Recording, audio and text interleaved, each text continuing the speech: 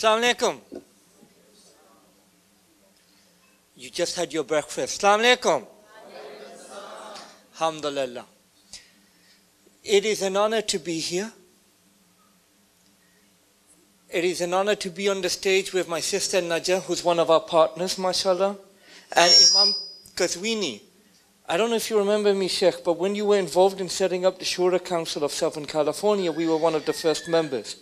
So I was in Los Angeles, and Imam Qazwini was the first, I believe, from the Shia community that was really part of the Shura Council. And there was a feeling you couldn't do anything in the Shura Council with the masjids in Los Angeles without Imam Qazwini being there. So that was an integral part. So the other two sheikhs, I'm sorry, first time I met you, inshallah it won't be the last time. But both of the speakers on my right, I have known them for some time. Now, the title of the speech is Relationships Within the Community. What is the community? Do we mean by the community the Shia community, the Muslim community, the American community, or the community of humanity? The work we do in Islamic relief is, in my opinion, all of the above. When we started in Islamic relief, the previous speaker, is she still here, the biochemist? Or she must have just walked out. I'm also a biochemist. And I did a bit of a tangent. I went from biochemistry straight into relief work. And one of the brothers was asking me, how did you do that? That's another lecture, that's not today. So I came with a dream from England. The dream was to bring justice around the world. And in America, I read about that there was this Muslim community in America. And we could do some amazing work over here. So like any 22-year-old, I thought I could do it in 3 months. After 3 months, I thought it would take 6 months to change the Muslim community in America. After 3 years, I thought, oh, it's going to take a little bit longer. Alhamdulillah, it's been 25 years. During that 25 years, I have physically seen masjids being built, organizations being built from scratch. And we've come a long way from 25 years ago.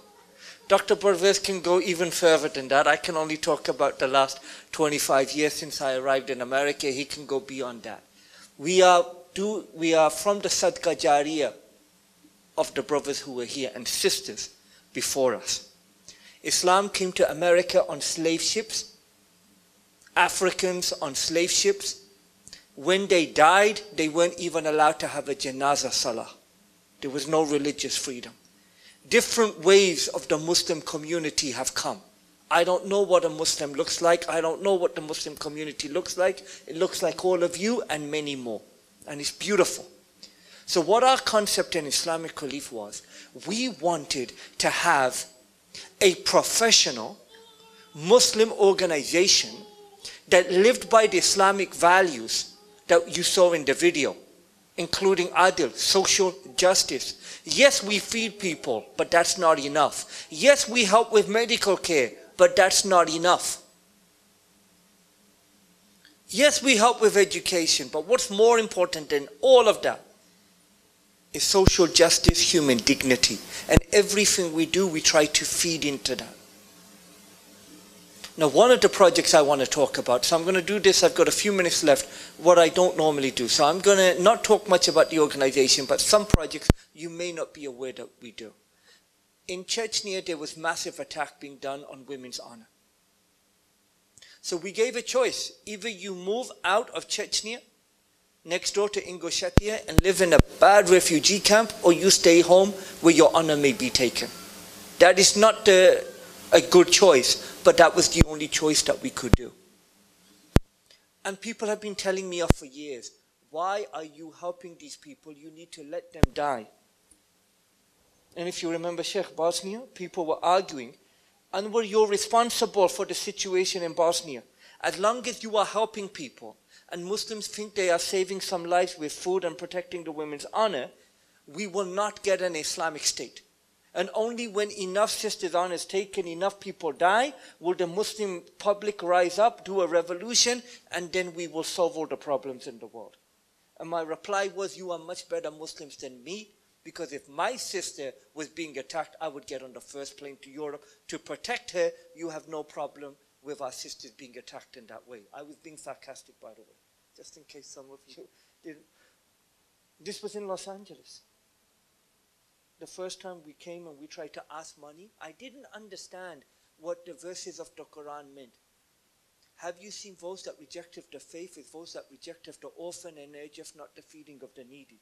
Until I went to masjids after 9/11 and they said, you're not allowed to talk about the orphan.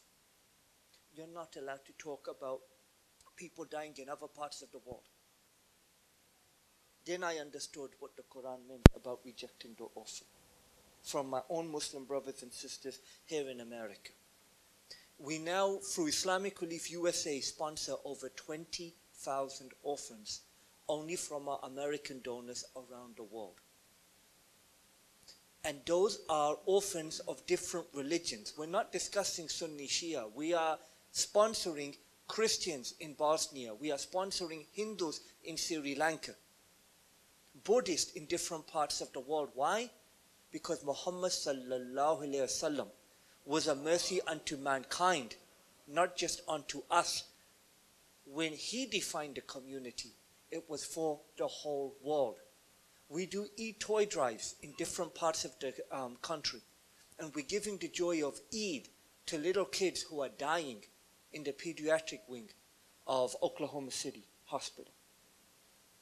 Islam is not our holiday, it's humanity's holiday.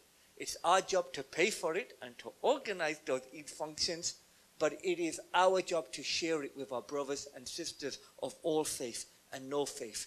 In Parkland, Florida, we were talking to parents who were about to bury their 16-year-old daughter. In Sandy Hook, in Connecticut, we were giving emotional counseling to the parents of the babies that were slaughtered. In Orlando, after the nightclub shooting, we were giving emotional counseling over there. When the fires were raging in California, we were over there.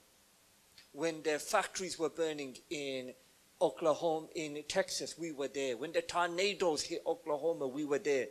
And one old lady, old white lady, said, I'm not going to believe anymore what I see on cable news about Muslims. Actually, she said, you people. Normally, when an old person starts with you people, it doesn't end well. But mashallah, it did end well this time. Often the first Muslim they see in our emergency responses in America is one of our people. And I didn't have the heart to say that there was a 25% chance it wasn't a Muslim they saw, because 25% of our group that went there were not Muslim. The long blonde hair may have given it away, but not necessarily. So, thank you for doing the amazing work you do in your organization and in your communities. And my ask is the following. Number one, your dua, that Allah blesses the work that we do. Number two, that our brothers and sisters who have been murdered, who have been tortured, who have been kidnapped, that you please pray for them and for their families. And also, that you please continue being you, and you regard Islamic Relief as a partner, as a vehicle to coming closer to Allah subhanahu wa ta'ala. Can I please have 3 of my colleagues at the front stand up? These are 3 of my colleagues. Please come and talk to them. For some reason, they're all wearing blue suits. Please come, and which is our color, by the way. I'm the only one in gray. I'm the boring guys. They're more imaginative, inshallah. Please go talk to them. They'll be hanging around at the Islamic Relief booth and other places. And please, I'm going to finish with this. Support Sister Najah and the wonderful work she does in Zamani International. We want you to do more. Islamic.